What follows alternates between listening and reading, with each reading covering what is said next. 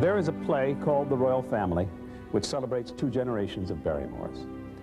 American film has a royal family too, and its name is Huston. 3 generations from Walter to John to Anjelica.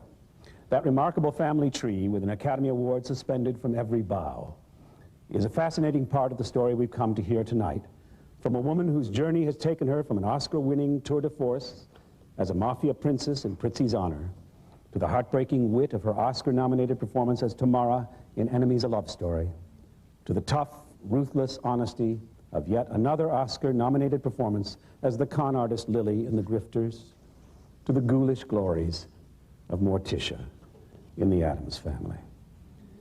To the manner born, this aristocrat has earned her crown.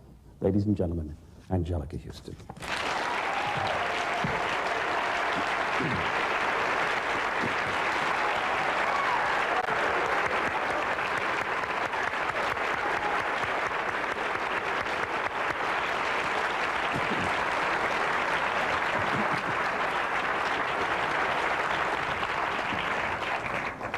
Thank you for that lovely introduction.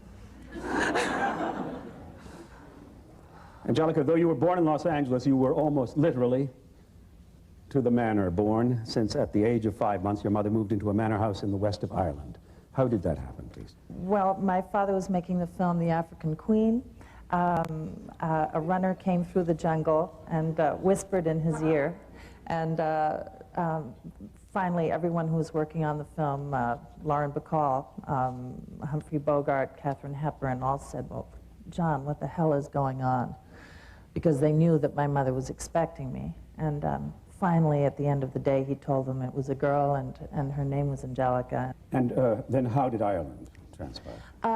Well, he was a hunting man. He loved to go on fox hunts, and he found his perfect milieu for that in Ireland.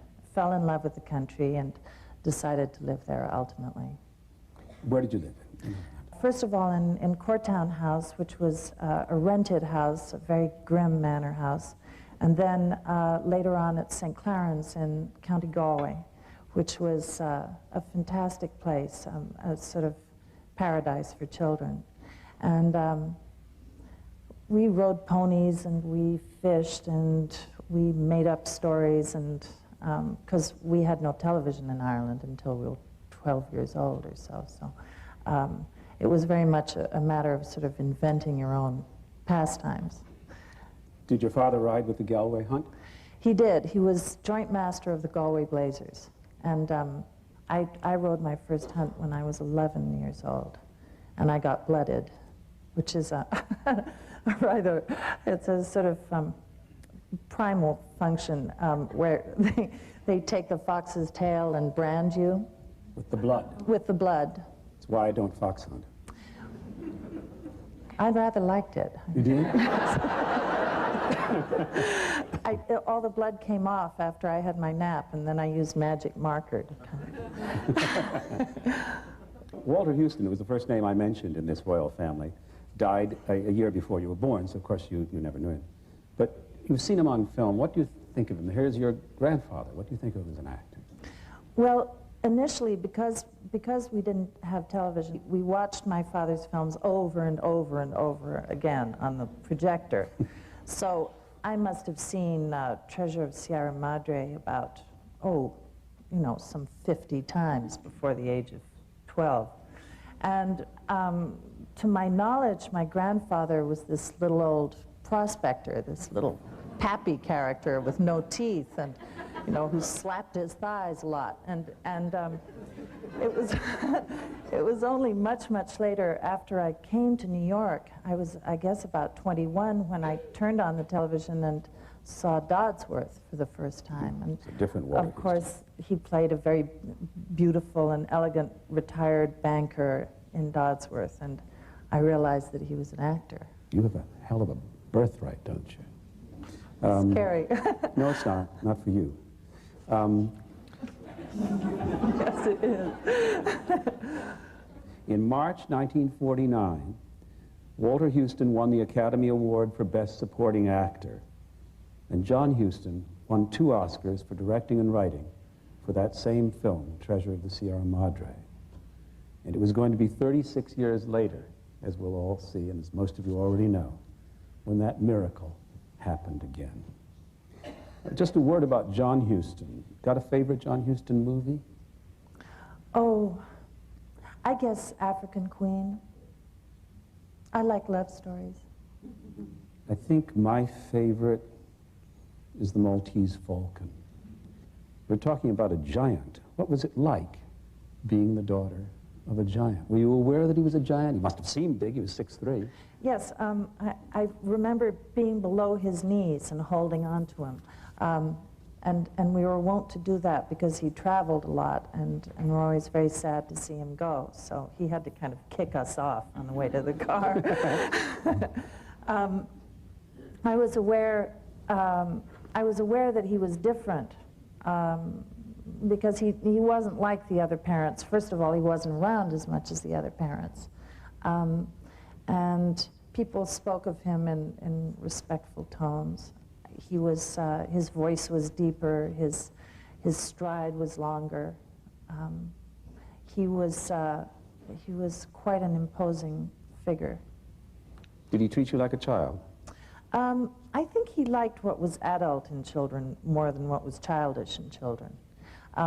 So, no, he wasn't much one for baby talk. In your life, in your career, how important to you has been your father's approval? Immense. Consciously, unconsciously, both? Both. I think I still strive for it. There's not a time that I don't embark on a piece of work that I don't in some way think about what he would have thought of it, think about whether he would have approved.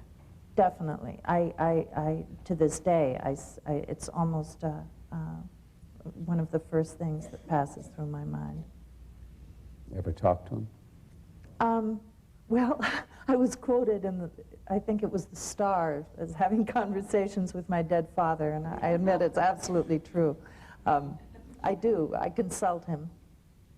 And particularly, I was just in North Carolina directing my first movie, and I brought a book, his autobiography, with me that has a very beautiful photograph on the cover by Eve Arnold, a photograph that's both sort of challenging and benign at the same time. And I propped it up on my chest of drawers and consulted him every night. Did I do the right thing? Was he approving? For the most part, yes, when he wasn't challenging. What a good way to be self-critical, eh? You had a mother, too. How did your father meet her? They met, as they say in Hollywood, cute. Yes. Well, my mother was a dancer with Balanchine's company in the New York City Ballet. And her father was a restaurateur who had a restaurant called Tony's Wife. And it had been a speakeasy during the war. And my father naturally frequented the speakeasy and met my mother there when she was about 15 years old. This is the legend as he told it. And she had to write an essay, a 3-page essay, every time she was allowed to go to the ballet. And so my father, having been introduced to this very beautiful young girl, heard this story from her and said, "I will take you to the ballet and you won't have to write an essay." And organized a carriage and a corsage and all in order to take her to this proverbial ballet, but never showed up because he was on Secret Service at the time, the War Department. And he just vanished. That's right. Never called, never sent flowers. And years later, she was on the cover of Life magazine. She'd been photographed by Philippe Hausmann. And the title on the magazine was a young ballerina. And she was put under contract with Selznick and was later at a dinner party at Selznick's in Hollywood when she was introduced to John Huston on her right. And he said, I don't think we've ever met. She said, oh, yes, we have. And the rest is history. What did she look like? She was incredibly beautiful. She was very classical looking. She was compared to the Mona Lisa. She had a very deep blue eyes, dark hair that framed her face, a little secret smile. She was very funny, too. Did she have a profound influence on you? She must have. Oh, enormous. Because she was the one who was there all the time. And she was the one who told me that I was good at things. And she laughed when I was funny, or when I attempted to be funny.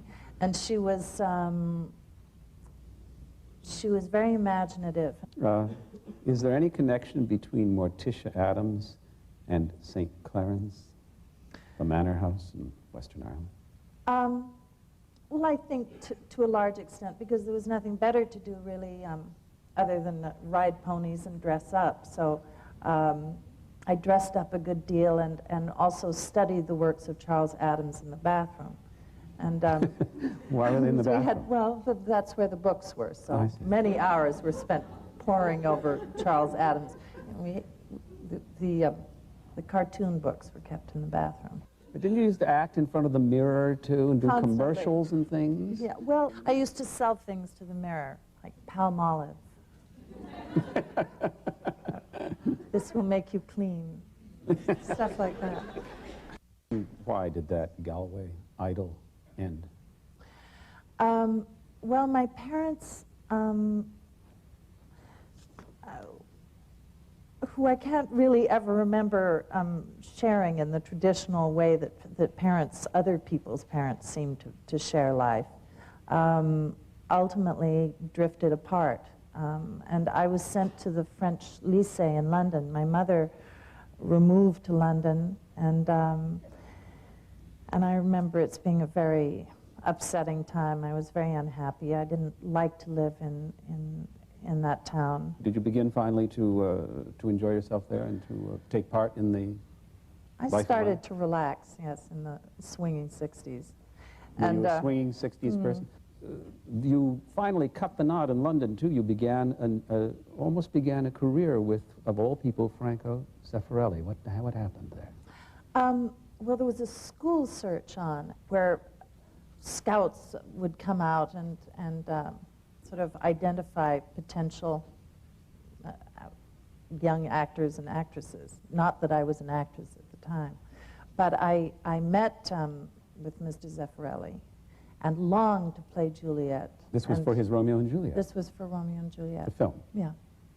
And ultimately didn't get the part, I think in part because my father put in a call to him and said that he had other plans for my future. What were those other plans? A movie called A Walk with Love and Death. So it wasn't that he wanted you to go to school or stay home or anything like that, he just wanted you for his own movie? That's all. And I don't know that it was a very wise choice, actually. What was that experience like? Really awful. How old were you? I was 15, 16. And were you starring in the movie? I was starring in the movie with Asaf Dayan, who was Moshe Dayan's son.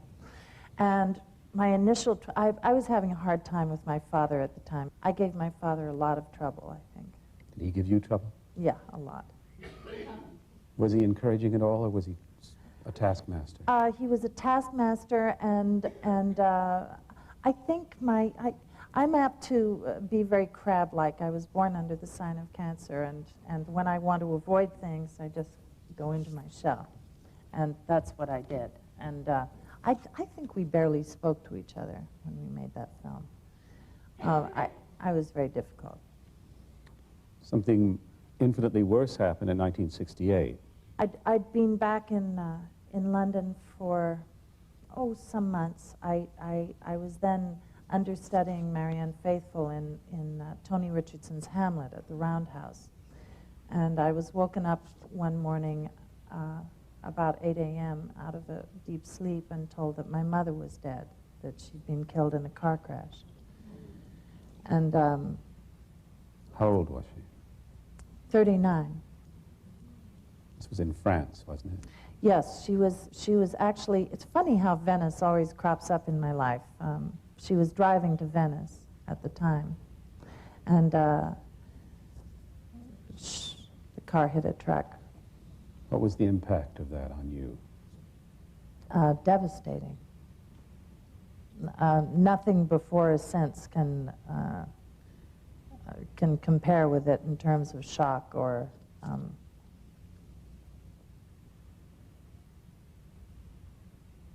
just devastating. Sure. Where'd you go? What'd you do?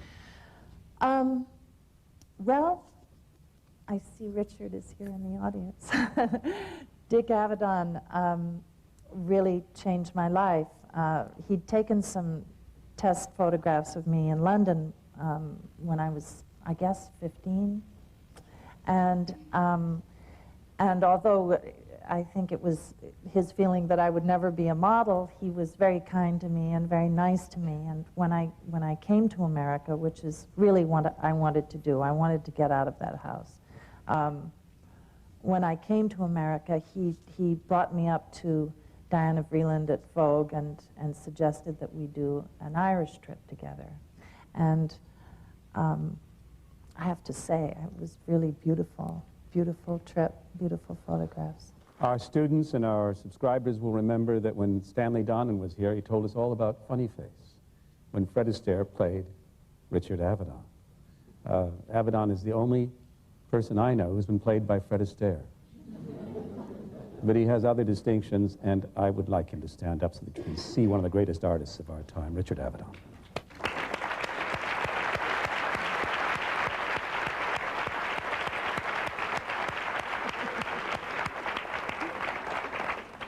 So you became a model in New York. You've described those as your butterfly years. Were you a butterfly, do you think? Or were you happy during those years? Was it a good time for you? Yeah, I liked modeling. I had a good time doing that. I don't know why, because I never thought of myself as particularly beautiful, but, well, Dick knew how to make you feel beautiful. He could make anyone feel beautiful. Dick, is she beautiful or not? Yes, look in the mirror. Dick says, look in the mirror. What did you want to do next? Did you know? I wasn't quite sure, but I had a secret yen to act. I didn't really know how I was going to embark on that. So I thought I'd sort of reconnoiter for a year or so, which turned into quite a few years, actually. When you moved in with your father, he was shooting Chinatown, was he? Playing Noah Cross. That's right. There was a moment that I walked onto that set, and Roman Polanski was directing, and my father was at one end of the table, and Jack was at the opposite end of the table. And I'd come along to see them all for lunch.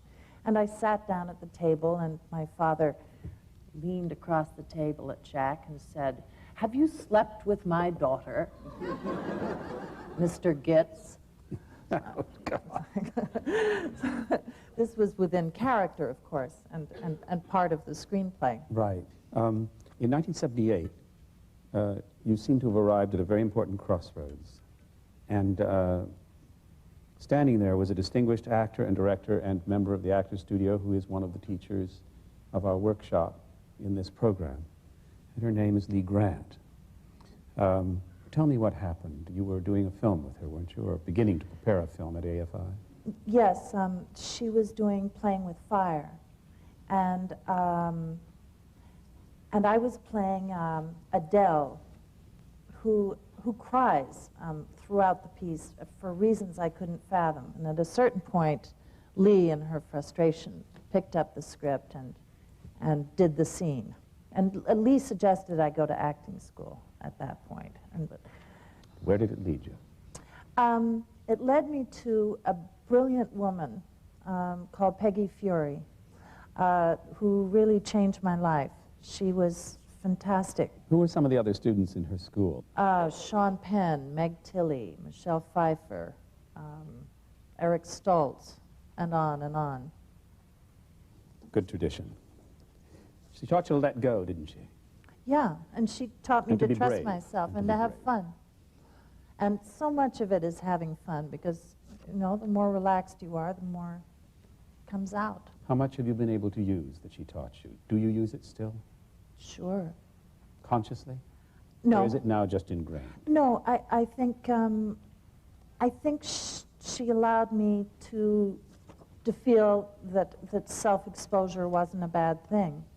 And I mean, basically, we all have a common soul. We all have a common heart, even the ones who protect that. And I think that's what she spoke to.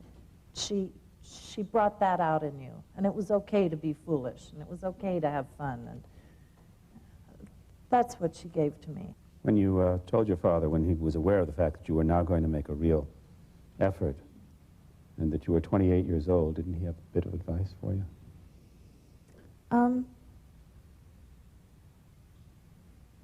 I think you're too old, is what he said. Did he I really? think, don't you think you're a little old, honey? Yeah. Did he actually say that? Uh-huh. He did. We were on holiday at his place in Mexico, and I took it rather badly. He had a point. It is rather late to start a career. Hell, I'm on your years side. old. I think you deserve that. He deserved to have you take it badly, if I may say so. Yeah, but that's another of the things. You know, I've never really gained that much by people being terribly pleasant to me. It's more the people who've been strict with me, or who've told me really where it's at, that have helped me.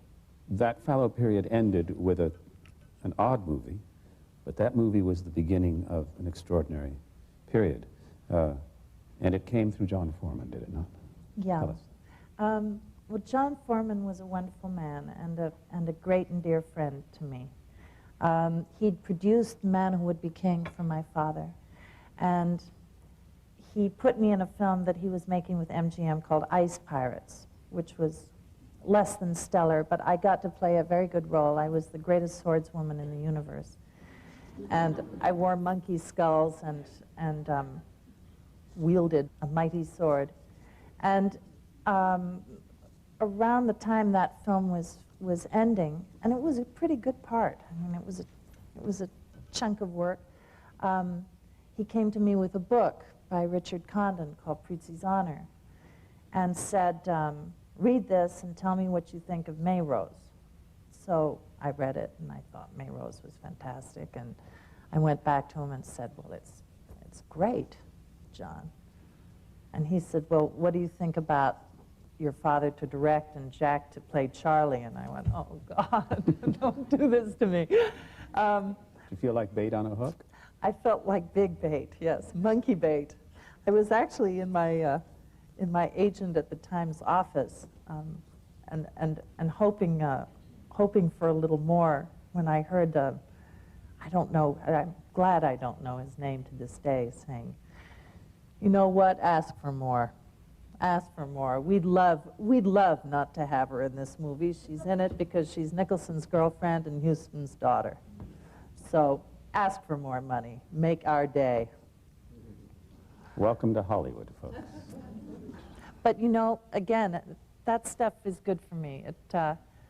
It made me think that at least I knew something at this point, and I'd be able to show them. When you were 16 years old, you had a hard time being directed by your father. How'd it go this time? Oh, it was great. We hung out in Brooklyn, and we ate a lot of spaghetti and meatballs, and I went to church, and you know, Jack went gambling with the boys, and it was fantastic. We had so many laughs on that movie. How did you prepare the role? Did you make any effort specifically to become Mayrose and not yourself?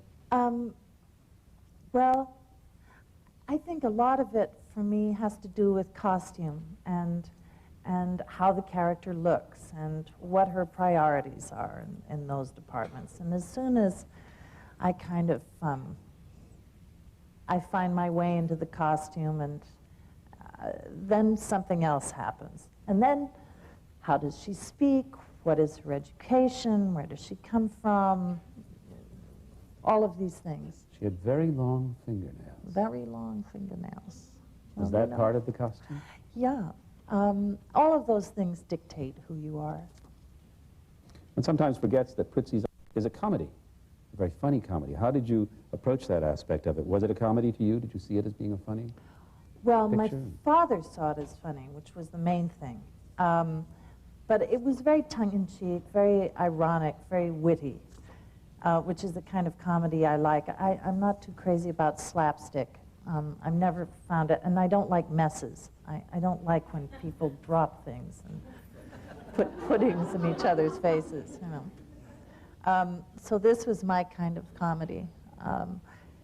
Out of character, coming out of character. Coming out of character, and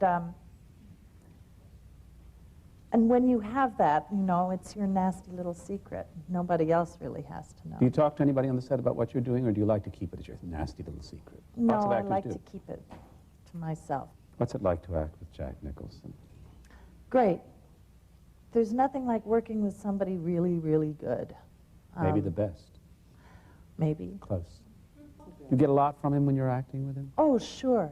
Yeah, and there's something fantastic and unpredictable about the really good ones. It's all in the eyes, and it's all in the exchange, and all of a sudden you're floating. Is that what you The like? best feeling in the world. Is that what you like in the person with whom you're acting, unpredictability? It doesn't necessarily have to be, well, sometimes unpredictability can be unnerving, but I would say it's a certain kind of relaxation where they're not having to force anything through. Things come through because they're a perfect vessel, and that's how it is with the really good ones. Want to know what Nicholson said about Anjelica? He said, the main thing to know about Anjelica is that there's a certain level of sophistication among modern young women in acting where, frankly, she simply owns the category. And she just gets better. She continues to grow, which is all you can ask of any spectacular person. Thank you, Jack. We wasted a lot of time, mate. 4 years. You called that a lot of time. How come you didn't wait till I was 50? You could have been a fat wop broad by the time you were 50.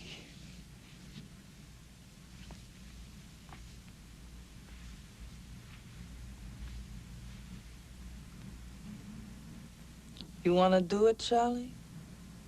Is that what you want? Whoa. Take it easy. What the hell, May? Nobody took it slower than me, Charlie. 4 years. Answer the question. You want to do it? Well, yeah. So, let's do it.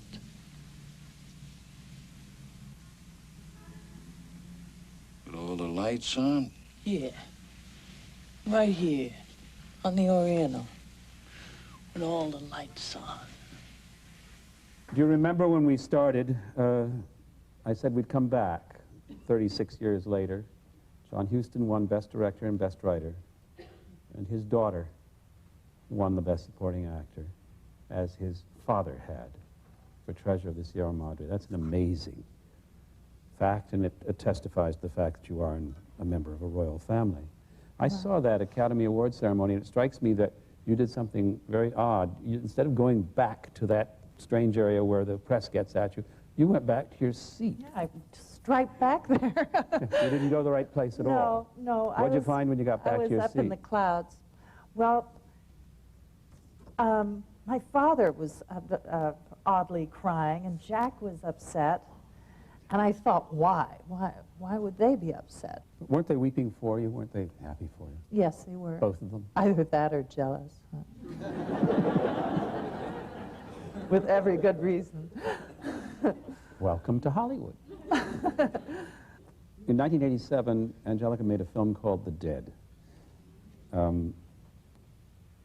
Several of the monumental themes of your life concluded in that film, without question, with a magnificent chord. It was prophetically named The Dead. How did it come about? Well, my father was at the Jules Stein Eye Clinic having his cataracts removed, and he asked me to come in and read to him. And so I went over to the hospital, and You'd grown very close by this time, hadn't you? yes, we had. John Foreman talked about the fact that when he was in the hospital for emphysema, you were there all the time, and Foreman was so profoundly impressed with the relationship between you. So obviously, something wonderful had happened.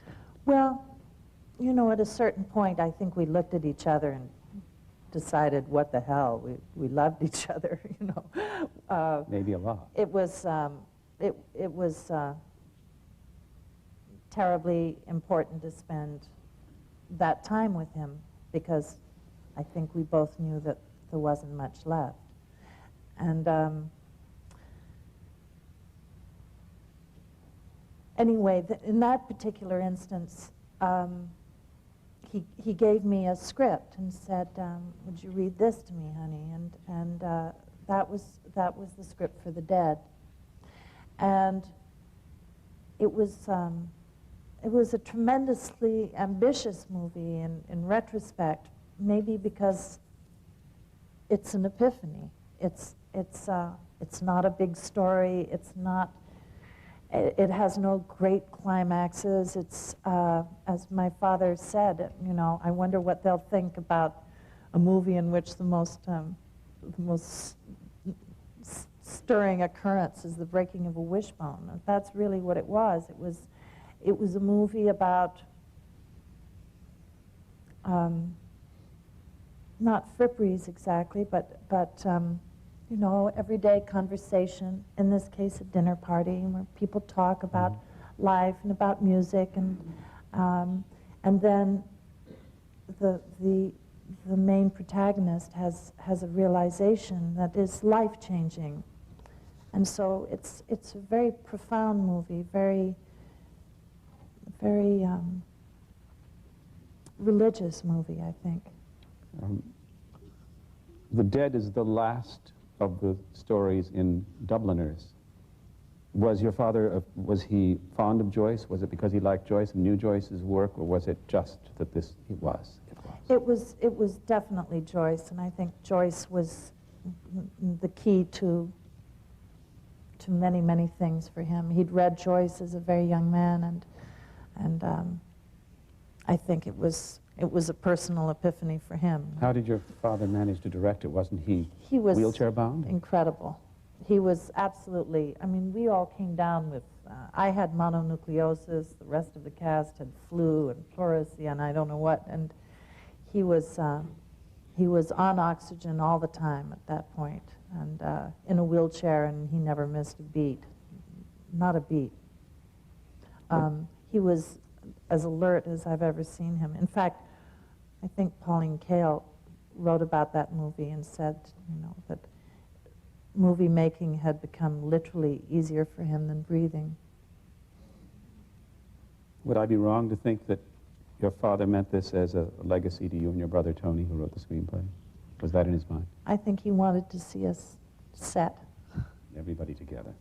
How did you work on Greta Conroy? You had her Well, old.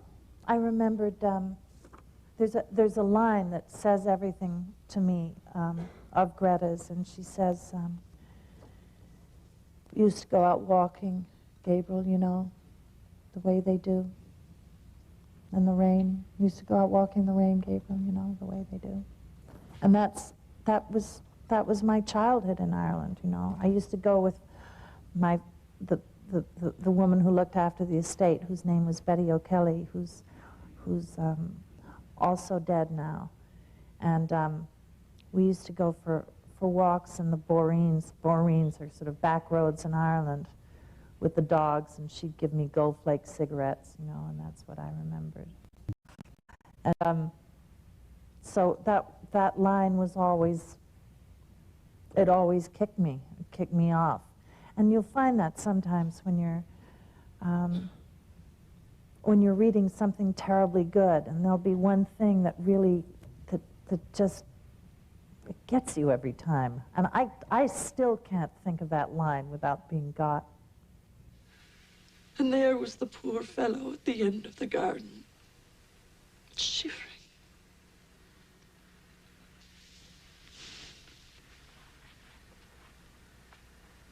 Did you not tell him to go back.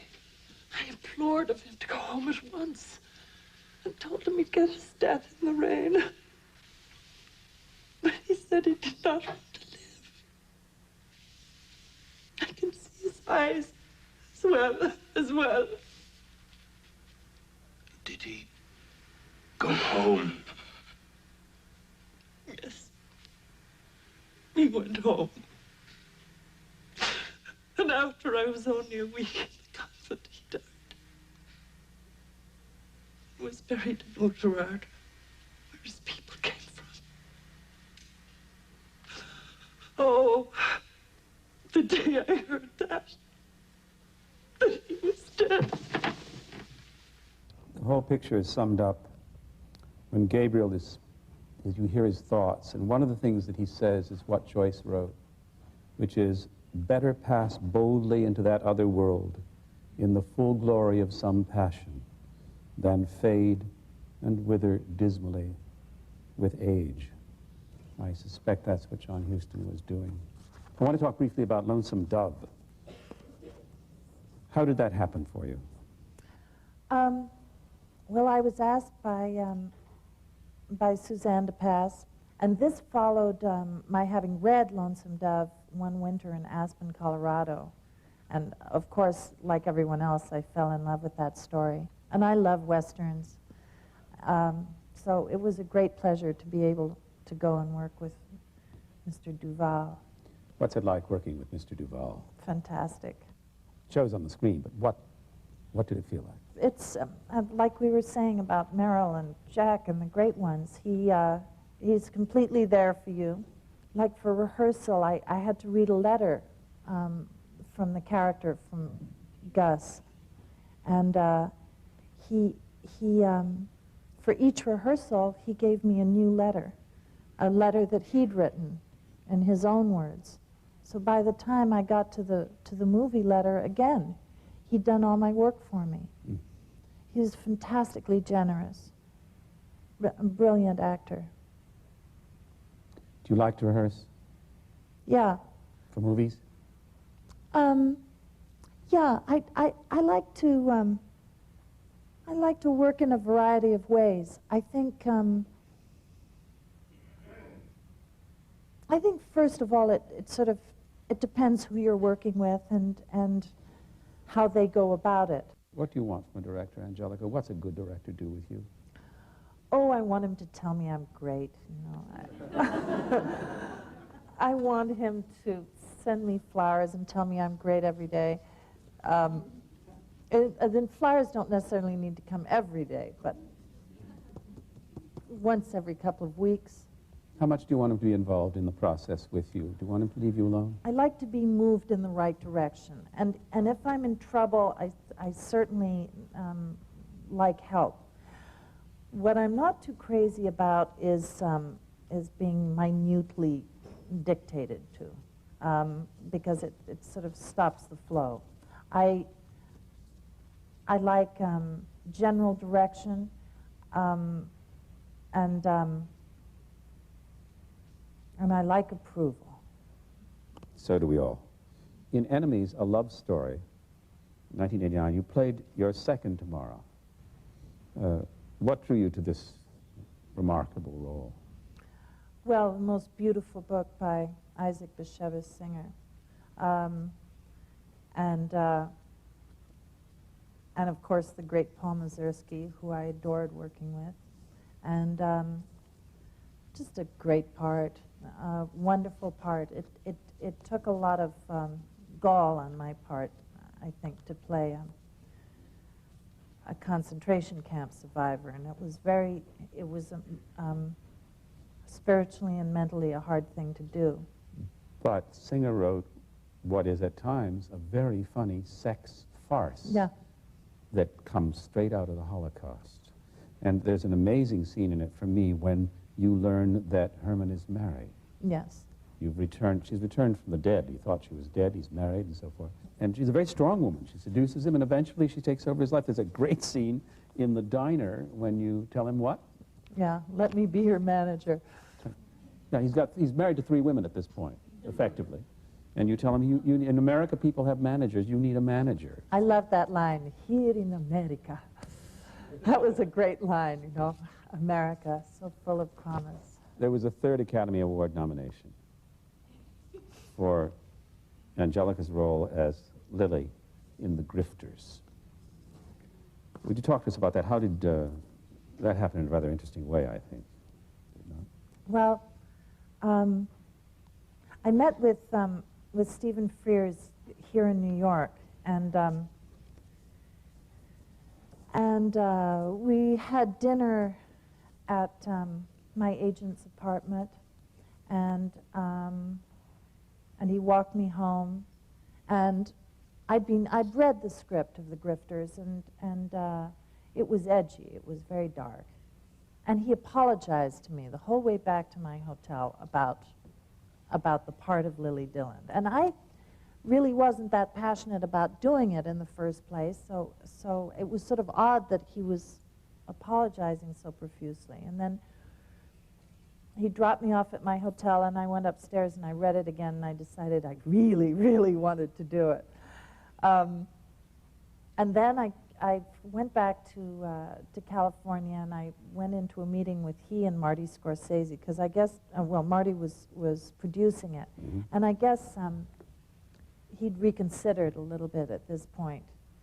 And I met them both, and I had an idea that I wanted to play this character as a bleach blonde. And within the first 10 minutes, Stephen was looking at me, and he said, "What do you think? She's maybe blonde." I said, "Now I know we're on the right track. I know we're thinking alike." So that was it, really. I got the part, and boy, it was great. You've said that you thought that you came closer to the heart of Lily than any character that you played. You certainly came very close to her heart, without question. I actually had a few moments in that movie where it got pretty creepy. The last scene in the movie, and it was hard to shoot because we weren't shooting in sequence. I had a moment where I cut my son's throat, and I've had a couple of moments like this working before. This one was pretty wild. After I cut my son's throat, I actually had a physical memory of holding him in my arms as a baby, and this all as he's sliding down the wall with blood gushing from his jugular. It was sometimes, I guess, acting it seems to kind of melt into reality, and it's alchemical. Things take over that you hadn't previously thought about, and that's when I think it really works. There's an equally shocking moment before his throat is cut. Well, I always liken that character to a fox, to a vixen who caught her own foot in a trap and has to eat it off, you know. Those kind of she-wolves that have to maim themselves in order to get free, and that's essentially, I think, what she was doing. Set out to seduce. What if I told you that I wasn't really your mother? That we weren't related? What? You'd like that, wouldn't you? Sure you would. You don't have to tell me. Now, why would you like that, Roy? What are you talking about? Of course you're my mother. Of course you are. Roy. There's nothing more to talk about. I want that money, Roy. I need it. What do I have to do to get it?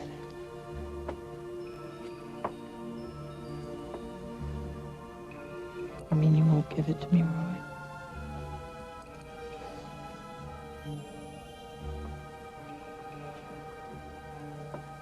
Will you? Or won't you? What can I do to get it?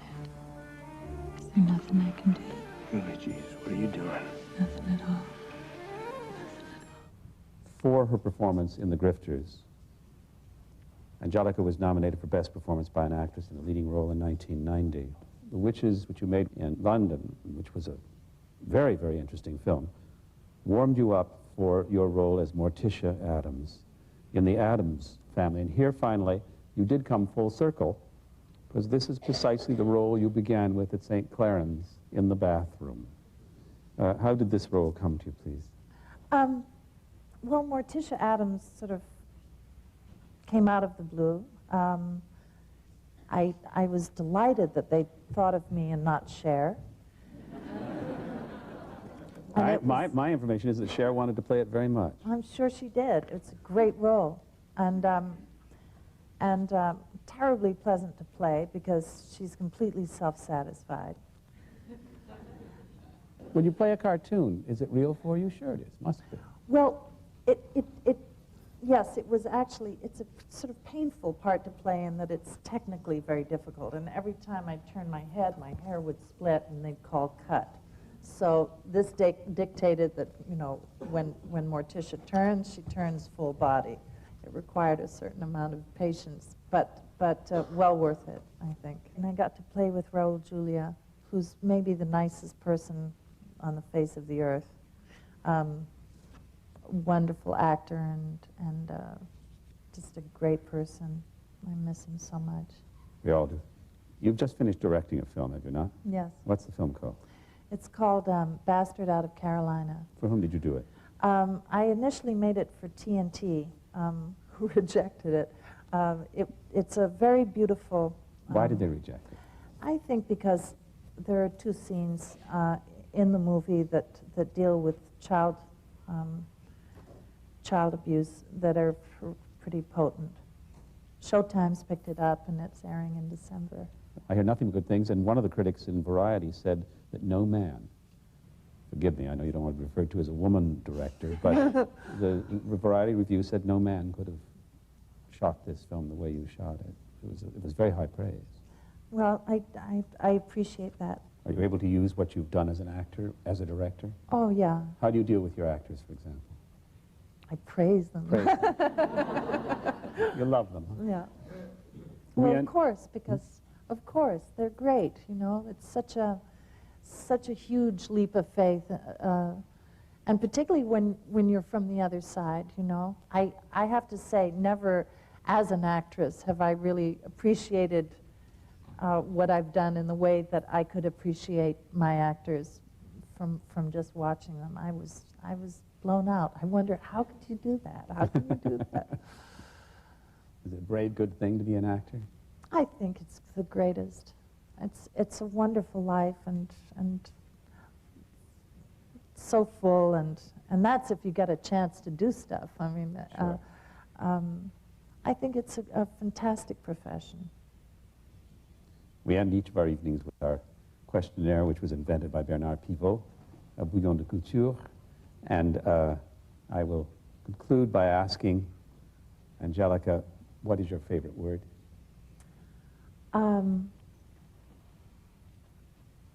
Heaven. Heavenly. What is your least favorite word? Toxic. What turns you on, excites you, inspires you, personally, creatively, spiritually? What is the... Can be a person, a thing, anything. Moonlight over the sea. What's your favorite curse word? What profession other than yours would you like to attempt? Oh, I'd love to be a singer. A musician, singer. What kind of singer? Opera, rock and roll, you name it. All of it. What profession would you definitely not like to participate in? Dentistry.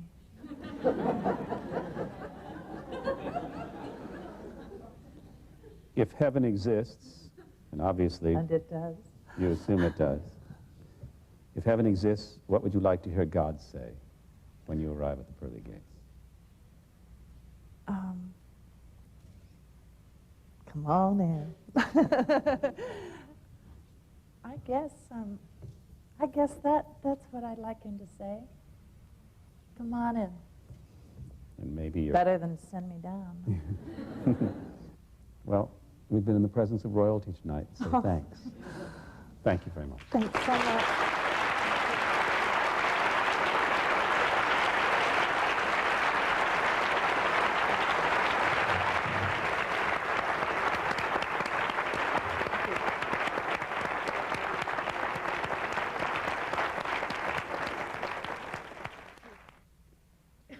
Hi, Hi. Danny. I'm an actor. I've got Who a are question you? for you. Is there anything you do to help an actor who has to have a very emotional scene coming up and they can't quite seem to reach the truthfulness of the emotion? Well, I think a lot of that has to do with not being relaxed. And you know how it is when you're tight and you're kind of working towards something and it doesn't come. Sometimes you just have to throw all of that away and let it be, you know, and not get on your own case, because I think that's the primary danger. And I think so much of that has to do with self-criticism. And if you can sort of liberate yourself from that a little bit, get away from that, you do yourself a big favor. And the other thing is to be prepared. So ideally, if you know a scene like that is coming up, that you take the time to be by yourself and go in a corner, go away from the rest of the world for a minute, and really spend some time to get yourself into that frame of mind, so that it's easier, it's more tangible. Then sometimes it'll be there, sometimes it won't be there. But you mustn't punish yourself. Well, you will punish yourself, but you must try not to. Hi, Hi. my name is Flo Young, and I'm incredibly excited to meet you. I'm an actor. Oh, sweet of you. And this is my flower that we used in our sense memory exercises today, and it's rather worn, but I've grown to love it, and I would like very much for you to Bless you. appreciate it Thank as well. you. This sweet daisy. Thank you. When you rehearsed The Dead, which is so incredibly subtle, how long of a rehearsal period did you have before you shot the film? We didn't rehearse that much, and we never really rehearsed with my father. His method was to bring the actors around a table, and this was really the third time that I'd worked with him, and so I was quite familiar with his method, and we'd read the play through, and a lot of the time he would sit there with his eyes closed, and I'd wonder if he'd gone to sleep, but he never went to sleep. No.